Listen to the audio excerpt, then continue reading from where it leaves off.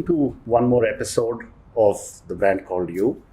Today we have a very exciting entrepreneur, a friend for a couple of decades, Sanjay Kapoor. Sanjay, welcome to the show. Thanks, Ashutosh. Sanjay, you've built an absolutely amazing business in luxury products.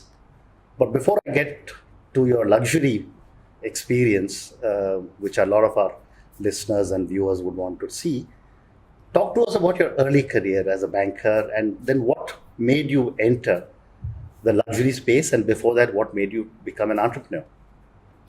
Well, I think in the early 90s, when I graduated from business school, came back to India and joined Citi Bank. It was a great year and a bit with them. I think after 1 year, I remember getting Employee of the Year award, and I said, wow, I definitely don't deserve this, and I didn't do much to get this. So it means maybe I'm just not fit out for the corporate world. So I just quit. Mm-hmm. I quit with no business plan, unlike today's bright youths who've got all these plans with them. I quit thinking I'd become a garment exporter because I generally saw too many garment exporters driving very large cars. One thing led to the next, and after many months in Europe with no business, I was bust. And we got our first order of ties. And that's how the business started. So actually, I did not start in the luxury business, but I started selling ties and scarves all over the world in the 90s. Wow. And that's how Genesis evolved. In fact, the name came out of a poster that I had in business school. There was this black and white picture of a flower blooming, and it said Genesis. I just called the company Genesis. Amazing. So not too much thought behind it. Yeah. So, it's interesting you say this because I started my first book, The Buck Stops Here, from the day I left the corporate world. And I said that I woke up on 1st of April 2003 and my Outlook calendar was empty. I didn't know who to talk to. I had no appointments. And it looks like you started exactly the same way when you started from scratch all over again. I just followed my heart, and I just said I wanted to do something myself. I had no fixed plans. We didn't have a business plan. I just wanted to work for myself. Simple as that. And you were in Bombay in those days? I was in Delhi, actually. In Delhi. So, talk to us a little bit after your journey selling ties and scarves. Today, you've got one of the finest array of international luxury brands. And I remember going into Emporio Mall, and I think every second shop was your brand. So how did that start? Which was your first brand, and how did you evolve it? Because you're across multiple categories. So actually, in a nutshell, I actually give you a little background. I think I had 3 phases to business, right? So in the 90s, we sold ties and scarves all over the world. When I said we, I had a co-founder in the business, also who used to work at Citi Bank. In the early 2000s, we took over the Satya Paul business, and that was the second phase of business. And we got into luxury in the year 2008. Mm-hmm. So our first brand was actually Kanali, and we got into it. They had another partner who was running their Bombay business but did not want to expand the store. So we opened a store in Hyderabad. We didn't know much about the business. The first opening was really the opening of Emporio. And here it is 11 years later with about 17, 18 brands in the portfolio. But it's been an interesting journey from year one where rent was higher than sales to a very nice portfolio which makes a decent amount of money. Wonderful. And what goes into managing the multiple brands and multiple countries, languages, work styles? They're all converging into your office and, of course, your team's office. So actually, it's not as difficult as it makes itself out to be. No. So actually, if you look at it, what are we doing? We're actually selling to the evolved Indian consumer, right? So as we grew our business, as we were growing the Satya Paul business, we said, here's a brand that we own. Should we take this brand out to multiple people across the world? Or what do we understand? I think we understood the Indian consumer. I would say that's really understanding the dynamics of what makes people buy. So instead of expanding the brand, we decided to bring other brands that we could sell into India. So at the end of it, you're selling to a well-traveled, well-heeled Indian customer. There's loads of information available out there. A customer that's price-sensitive, fashion-sensitive, and knows information at his or her fingertips. So yes, these are brands based across primarily Europe and the United States. So it's not that difficult. it's sold to an Indian clientele that is well-traveled, well-heeled. So you don't have to really explain the brand too much. But on an ongoing basis, there are new customers coming in. So I think that's the exciting part. Running a business in India is a lot of firefighting, a lot of hiccups, right? Every few years, it sets a new base, a new dynamic. You're aware of it. You've run a business out here.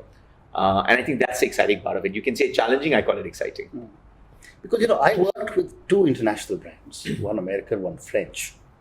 And it was a challenge to manage expectations of the brand owners. Why is the revenue not moving up? Why aren't you opening more stores? And I noticed with your plethora of brands, that was the first question when I was looking at, all you've done. I said, how does Sanjay manage, 30, 40, 50 partners? But obviously it's not that difficult.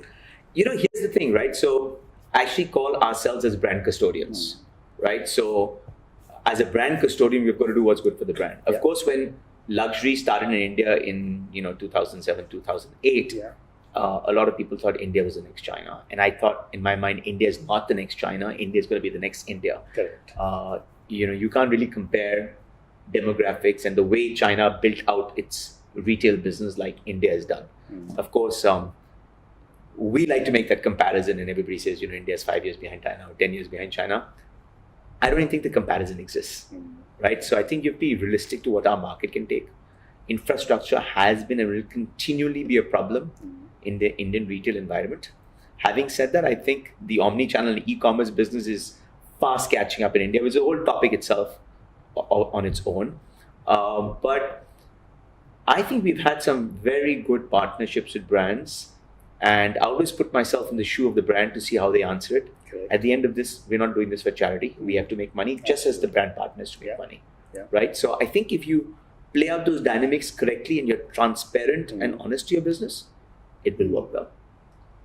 So tell me, one of the challenges that I used to face was, and you said, you have a very, very well-heeled or well-understood, an audience that, or a client base that understands international brands. Challenge we used to face was that pricing in India was significantly higher than price in the US or Europe. Right. Do you also have something similar? So, when luxury started in India, typically at that time, we would be 20-25% higher than home country. Today, across most of our brands, we're within 5 to 10% of home country pricing.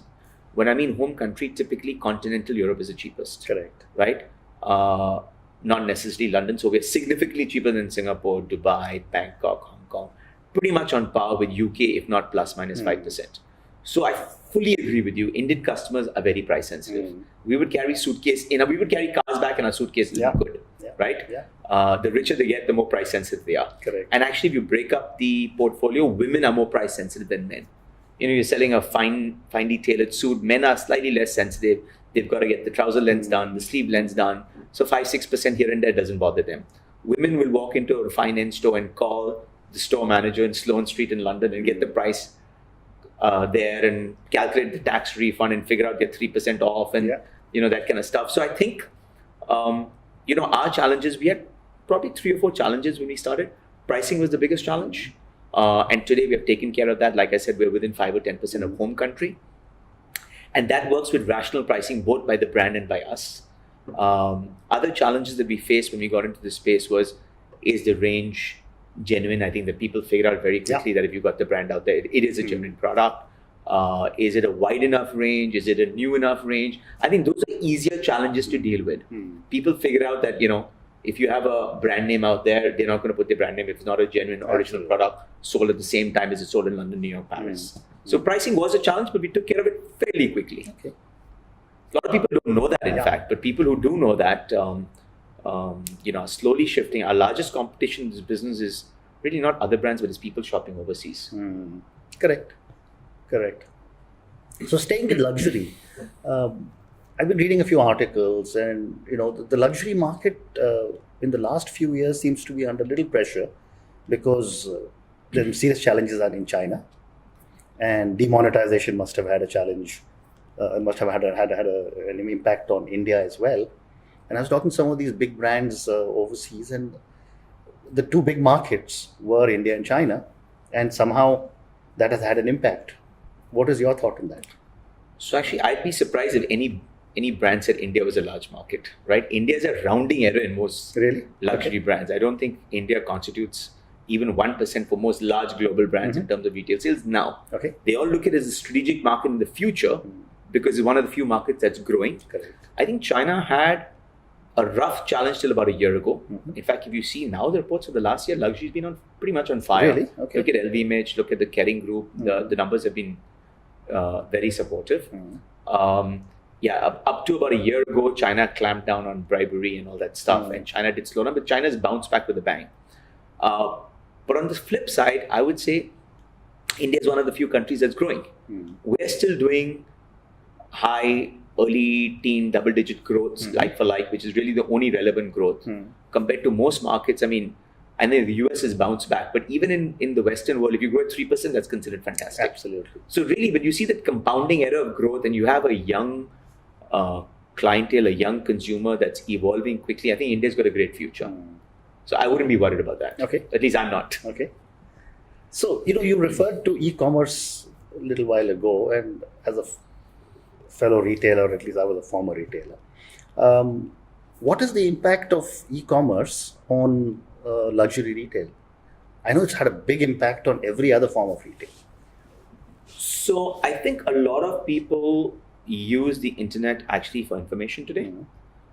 In the Western world, you are seeing transactions happen digitally. You're seeing a small amount of transactions happen in India. Historically, in India, digital commerce started as a discounting mechanism to clear stocks, and that's a surefire way of killing your brand. Slowly and surely, people will move the digital way. It's a matter of time. And actually, for a country like ours, it's bound to happen. Right. Where's the infrastructure? We're not China, with a country where the government is going to say, here's 1,600 acres of land, demolish it, open 5 malls and 4 schools and 2,000 flats. It's never going to happen, right? And outside, let's say 5-6 cities, where's the infrastructure to put these luxury stores? Yeah. And in every large town, you have 5,000, 10,000 very wealthy families that can afford this, right? So I think for our business, it's going to be omni-channel, which is a mixture of digital and offline, and they're going to mix together. And I think it's imperative. I think it's great for our business. Once you have become a customer of the brand, you're familiar with sizes, you will use the internet initially for information and tomorrow to buy. So I think it's a matter of when and not if. And how's technology doing on luxury? I was retail. I was in Singapore, then I was also in Seoul, and you walk into a shop and instead of trying out the design, you stand in front of a screen and needless to say, it tries out all these things. Then you look at the technology. Do we have it in India now? Or? Not yet, but we'll get there. So technology touches us in every phase of life, right? So you probably went to one of those magic mirrors where you can touch a garment and impersonate the garment on you, right? It's all over. So technology tracks how people shop, where they shop, when you enter a store, what have you browsed at, right? So luckily our partners in this business, our majority shareholders, are so strong in technology, so we're inheriting a lot of that stuff. Okay. So that's a good point of that. Okay. So that actually brings me, you provide an interesting segue into the next question. I'm assuming you're saying your partners are Reliance. That's correct.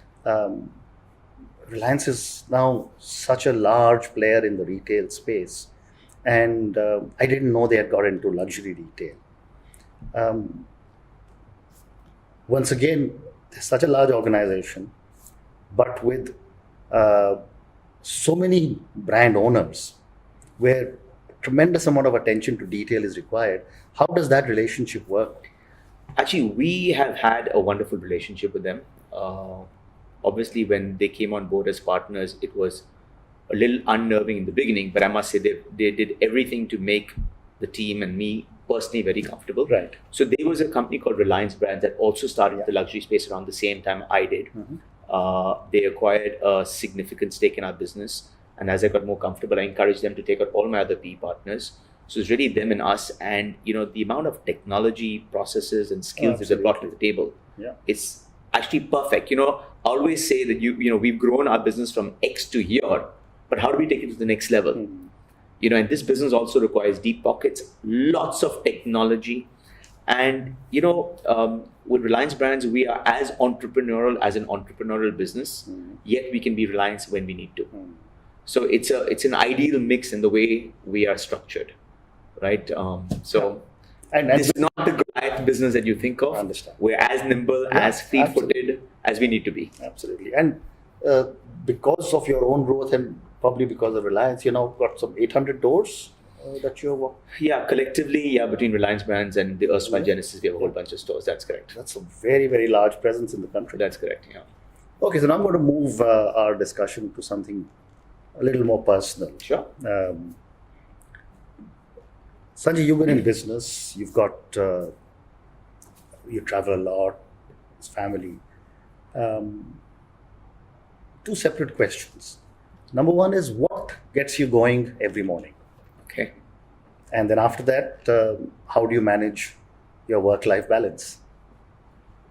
So you know what, here's what I say, right? If you can wake up 8 out of 10 days with springs on your feet, you're blessed. Yeah.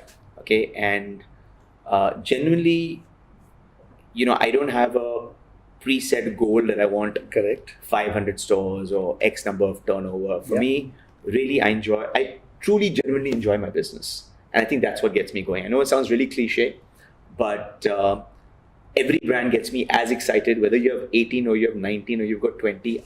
I think every brand, every challenge gets me as excited as day one. And I think it's a joy just to keep accomplishing stuff. So for me, life is a journey. There is no end destination. I know it sounds really cliche, but that's the truth. No, that's fantastic. Well said. And you know, if you love what you do, and if it's not a chore, right? It's like everybody knows a parent loves his child, right? If you enjoy spending an hour playing with your child, then you're not going to say, how can you do it every day, right? So for me, that's it. My business was my first baby, continues to be my first baby. Of course, I have 2 beautiful children now. And it's just a joy to see it grow, flourish, and take new avatars. Wonderful. And how do you manage your work-life balance? So, you know, you back home every weekend, or I don't travel that much. And, you know, honestly, because I have young kids, I take multiple holidays every year. And I think that's a real bonding time with me and the kids. And there's an internal system that helps you make your work-life balance. First of all, you know, when your business is part of you, my work is my life, right? And I wouldn't want it any other way, right? So even, you know, for me, work does not mean physically sitting on your table from 9 in the morning to 6 in the evening. You could be sitting in a beach somewhere, but your mind is ticking. You may have an idea. It's also about giving me time to yourself. At the end of it, I think, you know, the largest businesses or the most successful businesses are those with the greatest people. For me, the largest asset is our team. Our team is what really creates it.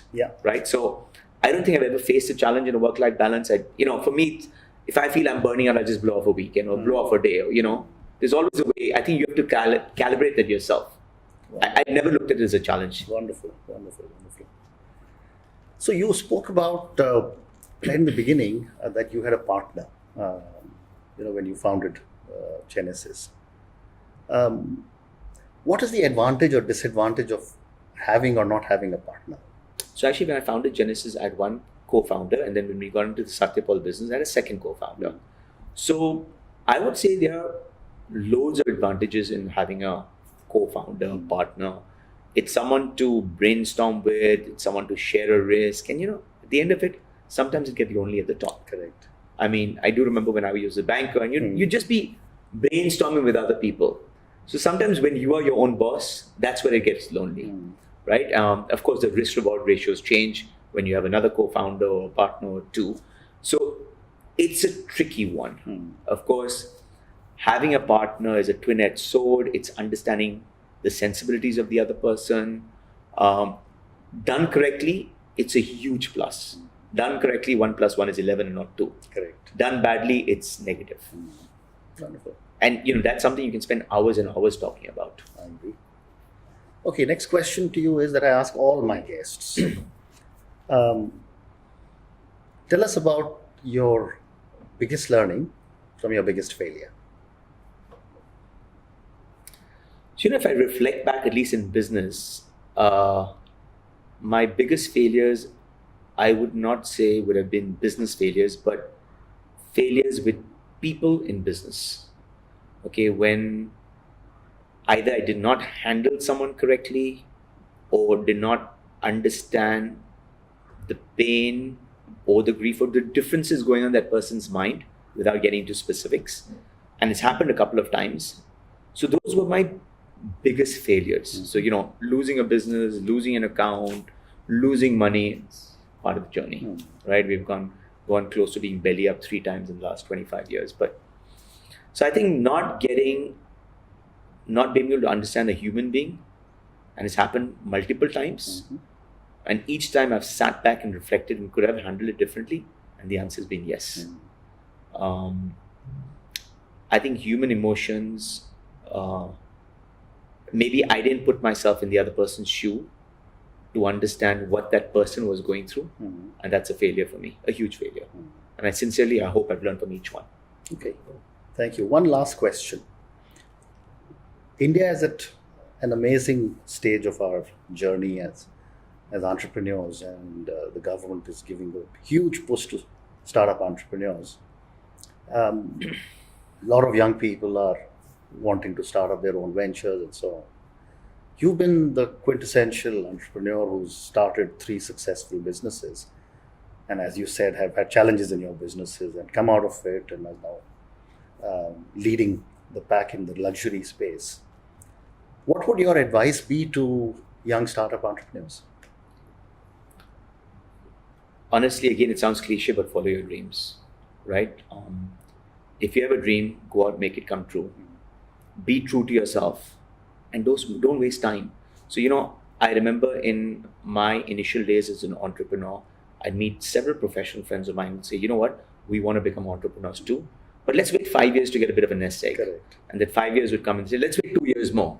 You're never going to become an entrepreneur. Absolutely right. If you can't take the risk and you can't be gutsy and ballsy about it, you're not going to be an entrepreneur. Absolutely. Right? So whether you're an entrepreneur working for yourself, or there are many opportunities to become an entrepreneur working for somebody as an entrepreneur. Correct. If you've got to do it now. Take the risks. If there's no risk, there's no reward. Yeah. There's no joy. Do it today, and just follow your dreams. Fantastic. Thank you very much, Sanjay. Thanks, It's been Ashutosh. great chatting with you. Appreciate it.